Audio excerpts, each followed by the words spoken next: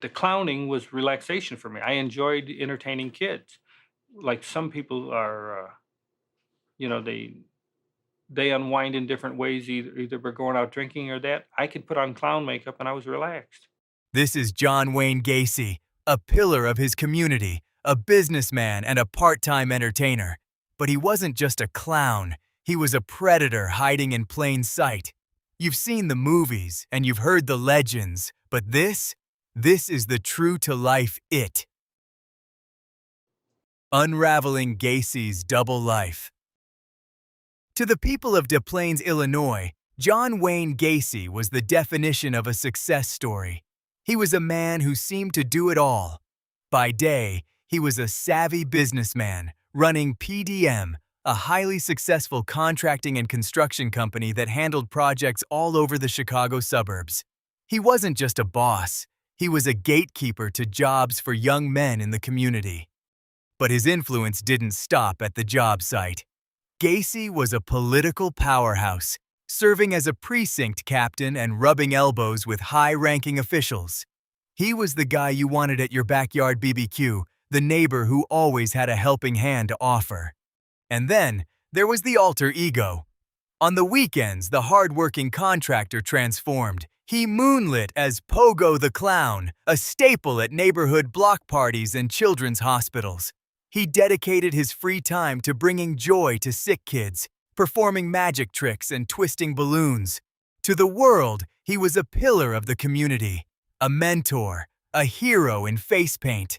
But while the neighborhood slept, the model citizen was building a graveyard right beneath their feet. Gacy's shocking crimes. January 3rd, 1972. This was the moment the mask first began to slip.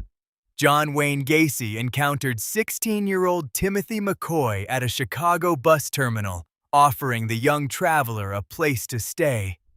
By the next morning, a tragic threshold had been crossed. McCoy would become the first of many to disappear within the walls of the Gacy household.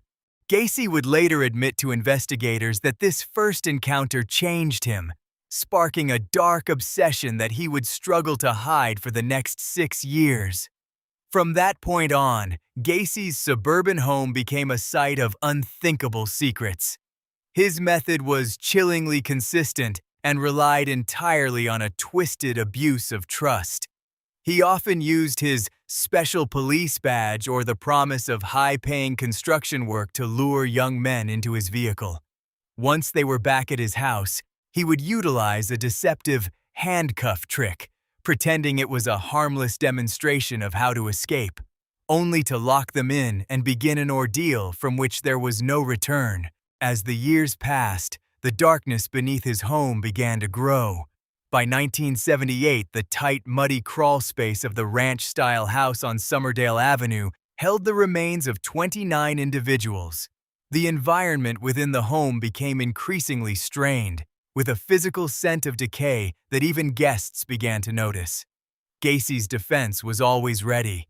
He blamed moisture issues and drainage problems. For over half a decade, he hid 33 life-shattering crimes behind a coat of white paint and a friendly, neighborly smile. He was a master of evasion until his path crossed with a 15-year-old boy named Robert Piest. Gacy's arrest and conviction. The beginning of the end for John Wayne, Gacy didn't start with a witness or a confession. It started with a tiny scrap of paper. On December 11, 1978, 15-year-old Robert Piest went missing from his job at a Des Plaines pharmacy.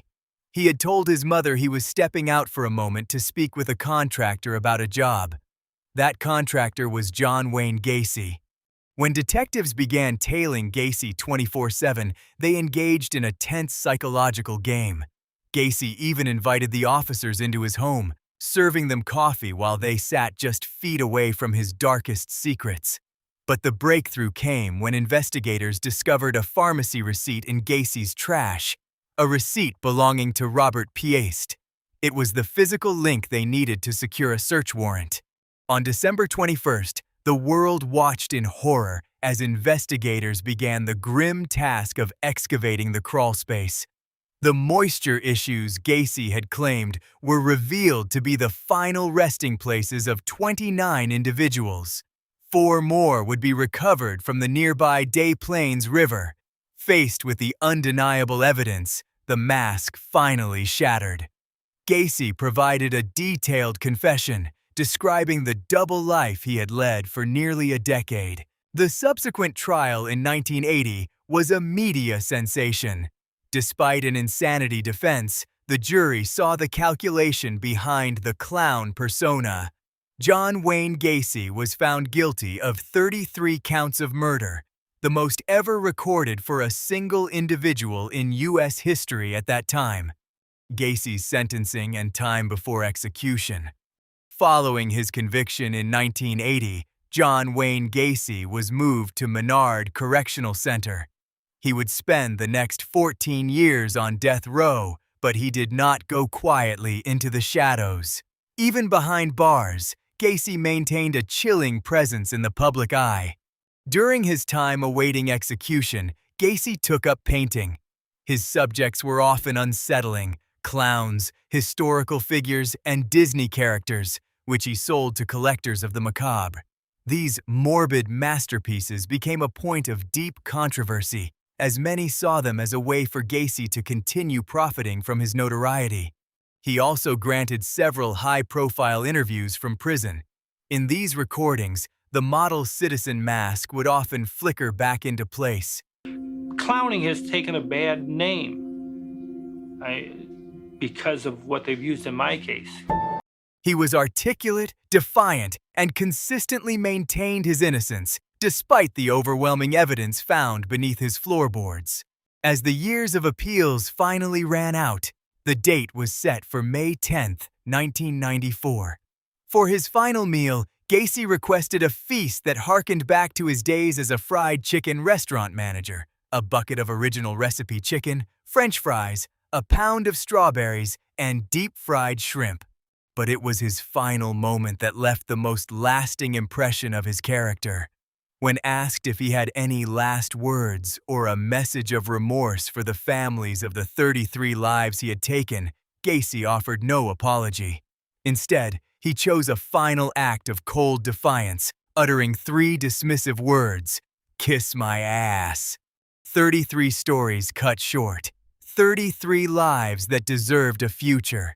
As we close this chapter on one of history's darkest deceptions, we remember the victims, not for the way they left this world, but for the people they were meant to become. Their names and their faces are the true legacy of this story. May they never be forgotten. Thank you for joining us as we uncover the truth behind the masks.